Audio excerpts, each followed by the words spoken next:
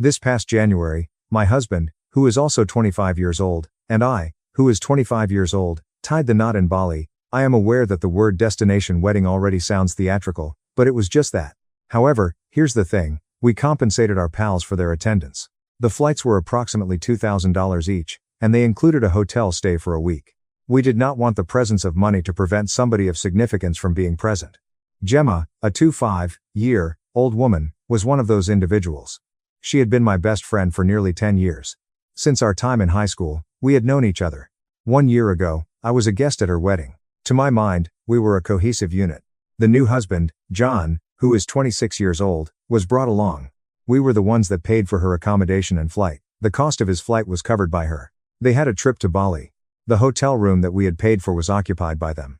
They appeared at my wedding, but they did not show up. In response to my confrontation with her, she informed me that they had used the trip as their honeymoon because they were unable to afford one, and that John didn't feel like going to my ceremony because he believed it would destroy the atmosphere of their honeymoon. At this moment, I am sending her a bill for $2,387.53 and am contemplating filing a claim in small claims court. Am I completely insane? Is it petty? Is it possible that she attempted to take advantage of me? Because the more I play everything over and over again, the more it gets worse. When my husband and I made the decision to have our wedding vacation in Bali, we were aware that it would be a significant request. There are those people who are unable to simply abandon everything and fly halfway across the world. So, we made an effort to be impartial about it. Our parents were responsible for their own financial support. Both groups became adamant. As a matter of fact, my mother stated, "If we are unable to see our daughter get married, then we have failed as parents." His parents also expressed the same sentiment. There was no hesitancy on their part in covering their hotel and flight expenses. For our companions, however, we handled every single thing. Each plane ticket cost approximately $2,000. A week's stay at the hotel may cost anywhere from $150 to $300, depending on the room. We did not want anyone to be unsuccessful due to financial constraints. The least we could do, we reasoned, would be to make it possible for individuals to travel overseas if we were to ask them to do so. During the past decade and a half, Gemma has been my closest friend. The first year of high school was when we first met. It was she who was the one who was always talking back to the teachers, and I was the worried overachiever who desperately wanted someone like her. Everything from birthdays to breakups to college to first flats has been taken care of by us. The year before, I attended her wedding at the courthouse as a bridesmaid. We had always promised that we will attend each other's weddings. Consequently, when I informed her about Bali, she initially became reticent. "Bali? What about? Indonesia Bali?" she inquired. "Yeah," I joked out loud. "It is really stunning. This bizarre venue was discovered by us." She was hesitant. "That was quite pricey." I reassured her at that point in time. While I was talking to her on FaceTime, I can still vividly recall standing in my kitchen and pacing around constantly. "Don't worry about it, Gem. We are paying for our pals' airfare and hotel accommodations. You are welcome to come. If I believed that you would not be able to make it, I would not even be doing this." "Wait, are you serious?" she asked with a flutter of her eye. "Would you be willing to pay for that?" "It is true. There, I want to see my closest pal." The conclusion of the tale. Her grin was over the top. "You don't make sense. You have my love." To tell you the truth, I felt okay about it. There was no sense of generosity in it. It seemed as if I was making sure that someone who was significant to me could be present. Looking back, I find myself thinking about that talk quite a bit. As soon as she learned that we would be paying for her accommodation and flight, she switched from being reluctant to being enamored with us. It was then that she began sending me TikToks about resorts in Bali. "Take a look at this magnificent pool. It is imperative that we take photographs at the beach. Oh my God, this is absolutely perfect." She went on and on about how it was such a dream trip. It was at one point that she stated, "To tell you the truth, we were unable to afford a genuine honeymoon after the wedding. As a result, this is just the right moment." I can still recall laughing. Well, technically speaking, it's my wedding, but definitely, Bali is absolutely stunning. It was also her laugh. I'm joking around. Nevertheless, this is a great way to kill two birds with one stone. When it happened, I didn't give it much thought at the moment. The sound was identical to that of one of her typical jokes. She has never been subtly worded. Additionally, she mentioned John, who is now her husband. The man is ecstatic. There is no record of him ever leaving the country. "Does he come up with a good schedule for the wedding?" I inquired. "It is the rehearsal dinner, the ceremony, and the reception that we have." "Hell, yes, I am." As she waved it off, she said, "He'll be fine. He is simply thrilled about the upcoming trip." For some reason, she kept saying trip instead of wedding, but I chose to ignore it. There was something about the way she kept saying it. The designing of seating charts and floral arrangements was keeping me quite busy. Her word choice was not something I was analyzing. The month of January has here. In the 2 days leading up to the wedding, we arrive in Bali. I am fueled by caffeine and adrenaline at the moment. Throughout the course of the day, guests begin to arrive. The message "we made it" is all over my phone right now. Texts for. Due to the fact that I am a neurotic person, I checked the flight tracker specifically for Gemma and John's trip. Clearly, they arrived at the correct time. A few hours later, I send her a text message. "Would you all be okay if you landed?" "Yes," is her response. "I am at last here. The place is completely nuts." I inquire, "Would you be interested in getting together tonight? The hotel bar is where we will be having our beverages." She states, "We are completely spent. The plan is to unpack and then crash." It is reasonable. A lengthy flight. On the next day, the rehearsal supper was held. A private portion was allocated for us at this restaurant that is located on the beach. In the group conversation, I communicated the information to her. "You must be there at 6 o'clock. Can't wait to catch up with you." I send her a separate text message around 4 o'clock. "Hey, how are this evening going for you guys?" "John is really exhausted," she says in response. The effects of jet lag are severe for him. First, I fix my gaze on my phone for a moment. As I type, "It's just dinner," I say. It's completely low-key. Her response is, "We could skip for a while and just relax. We were only able to get a few hours of sleep on the plane. I don't want to be the bride who is overly demanding." I respond by saying, "All right, I'll see you tomorrow." During the rehearsal dinner, a number of individuals inquired, "Where is Gemma?" I kept repeating, "They are suffering from jet lag." But I couldn't help but think that it was strange in the back of my mind. Everyone else was also experiencing jet lag. Even after traveling from even further away, the cousin of my husband still managed to make it. On that particular evening, I came across Gemma posting a story on Instagram that depicted her and John enjoying a drink at a rooftop bar. The caption of the picture read, "Finally in paradise." Right around the time that the rehearsal dinner was over, the timestamp appeared. I did nothing but stare at it. I did not make any statements. I told myself that I was thinking too much about things. It seemed evident that she would be present at the wedding, so I reminded myself that it was tomorrow. I was completely unaware that that was only the beginning. I awoke at 6 o'clock in the morning on the day of my wedding. Inside of this ridiculous room with a view of the ocean, where 6 bridesmaids were dispersed across couches and the floor, there was a time slot of 8 for hair and makeup. Nearly 9 o'clock, the photographer arrived. It was a chaotic situation, but it was a good one. It was expected that Gemma would be present. In spite of the fact that she was not technically a bridesmaid, she expressed her desire to be with me all morning and assist me in any way she could. Even more, she had joked about holding tissues and directing people around in the same manner that she typically does. By 7:30, all of the other people had arrived, with the exception of her. In a casual manner, Lauren, one of my bridesmaids, inquired, "Is Gemma going to be there?" "Yeah," I responded as I reached for my phone. "It's likely that she's going to be late." I sent her a text message. "What's up? What are you doing?" "Soon, we will begin the hair process." There was no reaction. At 8:15, the stylist inquires, "Is there anyone else who is going to be there?" One more time, Lauren looks at me. To this day, nothing? I send another text message. "Is everything all right?" None of it. At 9 o'clock in the morning, people are whispering. My cousin brings up the question, "Didn't she also skip the rehearsal dinner?" I am aware of a weakening in my gut, but I choose to disregard it. The term jet lag. The text message arrives at 9:47 inches the morning. "I'm sorry. I got up just now. We are quite exhausted." And that's it. No, I'll come by. No, I'm so sorry. Just exhausted as a result. In response, I ask, "Would you like to come over?" Her silence is unremarkable. As my makeup artist is curling my lashes at this very moment, I am staring at the ceiling in an attempt to prevent myself from spiraling further. "Is Gemma going to be here?" My mother asks as she walks in. "Yeah, she's just tired," I react by saying. Even uttering it out loud sounded like a complete idiot. As she approaches, Lauren reaches out and murmurs, "That's kind of weird."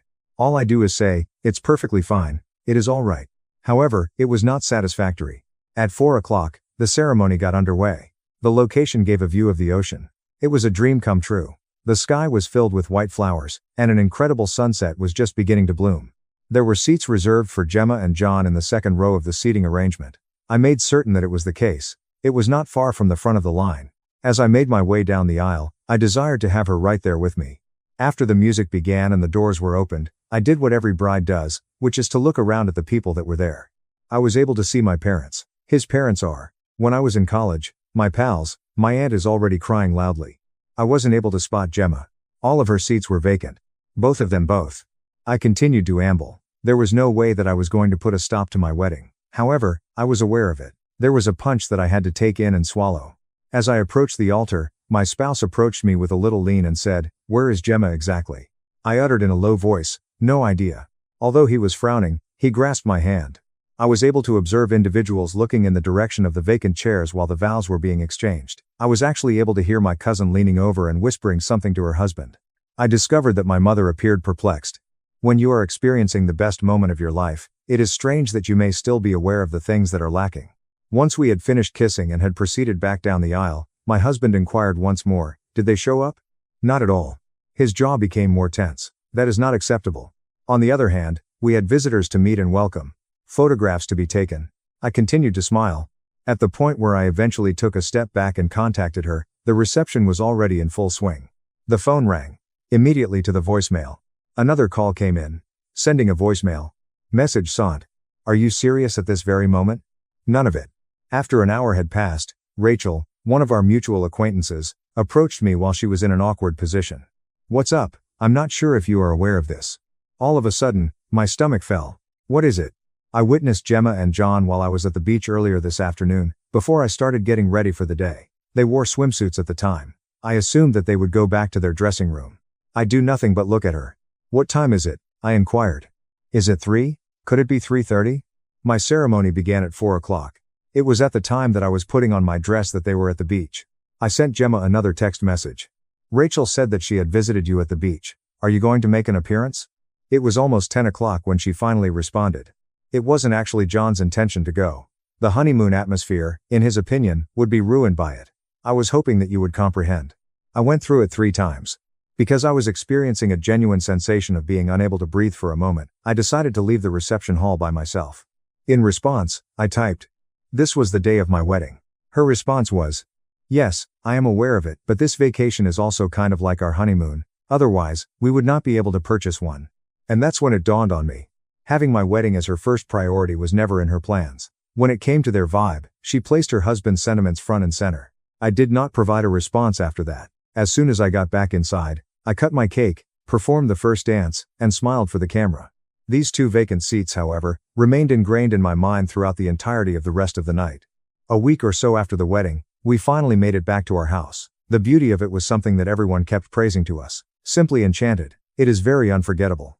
While I was sending thank you SMS, I grinned and nodded my head. However, I kept playing her message over and over again in the back of my mind. John was concerned that it would disrupt the atmosphere of the honeymoon. Once we had finished unpacking, I phoned her at last. It is not an emotional text for the wedding night. This is not a casual "are you serious" but rather a genuine phone call. It was the second ring that she picked up on. It seemed as if nothing had happened when she said, "Hey." My tone was not the same as hers. "We need to have a conversation." A hush fell over her. "All right." I responded by saying, "You did not attend my wedding. It was the beach where you were." Immediately, she let out a sigh. I had a feeling that this was going to become a thing. "It is something." As I spoke to you, I added, "I paid almost $2,400 for you to be there. And you simply did not show up," she said. The manner in which she began this explanation was as if she had been practicing it. So, let's take a listen. In particular, John was looking forward to the fact that this would be our honeymoon. He was of the opinion that if we had to stop everything and go to a ceremony, it would ruin the illusion of it being ours, and we were unable to afford a real one after our wedding. Indeed, I uttered the words, "Illusion?" It is true. Like, the atmosphere. All he wanted was for it to feel like a romantic vacation with me. This was something I couldn't believe I was hearing. "It seems that your solution was to completely skip out on my ceremony." "The situation wasn't that serious," she stated. "You had a large number of people present. Because I wanted to make sure that I didn't start yelling, I took a moment to restrain myself from speaking. My words were slow as I said, "It was my wedding." The phrase, "You've known me for 10 years. She responded, "I know," and her tone changed slightly, giving the impression that she was now irritated. "However, you truly need to comprehend that marriage is about making concessions." It was imperative that I put my husband first. Exactly at that moment, something jolted me awake. "So, your compromise was the same as showing me disrespect?" She heaved another sigh. The phrase, "You're being dramatic." Is that word? Extremely dramatic. "It was my opinion that you should have informed me before purchasing the plane ticket if you had not intended to attend the event." To which she responded, "We had no intention of not going. It was just strange when we arrived at the location." In a short amount of time after that, I terminated the call because it was going nowhere. This was not an apology from her. No, she did not feel embarrassed. She was sincerely of the opinion that I ought to understand. It was at that moment that I stopped feeling hurt and instead began to feel employed. She was not publicly criticized by me. There was nothing that I posted, but word eventually spread. Initially, Rachel sent me a text message. I am still in a state of disbelief regarding what they did. But Lauren, then, what? They chose to forego attending the ceremony on purpose. It would appear that Gemma had been casually telling people, we were just too tired, while she was privately telling me the story of the honeymoon. A few of our shared friends were enraged on my behalf, and they were furious. Someone remarked, you paid for her vacation in a literal sense. A third person suggested, invoice her. At first, I simply laughed. I mean, who would sue their closest friend? I then received screenshots from a third party. Gemma and John had shared a collection of romantic photographs that they had taken in Bali. Those kisses on the beach, attempts at pool, having dinner at sunset. The captions included expressions such as, at long last, our honeymoon came. Is it just us? Beginning our forever in the most optimal manner. When were the photographs taken? On the day of it. Tonight is the rehearsal dinner. My ceremony took place precisely in the afternoon. Even one was posted at 3:45 o'clock in the afternoon. It is my time. My ceremony began at 4 o'clock. I received a text message from one of my friends. It is not a misunderstanding that they have. The plan called for this. That was the moment when the concept of billing her stopped sounding like a crazy idea. Before taking any extreme action, I wanted to collect evidence. I did not want the situation to become a he said, she said scenario in the event that it ever became more serious. Consequently, I took great care in crafting a message. I wasn't yelling. Do not take me as threatening. I wrote, hey, I'm sorry for staying so far away. I just wanted to talk about Bali. I'm hurt that you didn't show up to the ceremony. I pulled a lot of strings to make sure you could come. Did you think I paid for the trip just so you could honeymoon with John? I stared at the typing bubble for a full minute. Then she responded, I've missed you a lot and I know the trip was for your wedding, but John didn't want to go because he felt like your wedding ruined the illusion of the trip being our honeymoon and that you'd understand. There it was. Not tired, not confused, not miscommunication. They intentionally skipped it. I screenshotted everything immediately. Then I replied, no, I don't understand. You took advantage of me and that's not what real friends do. So I'm invoicing you $2,387.53 for the cost of the plane ticket and hotel room. I'll give you 30 days. After that, I'll be taking legal action. She never responded to that message. But the next day, she started posting Instagram quotes like, entitled friends are the worst. Sometimes, the snake was closer than you think. I didn't comment, I didn't engage.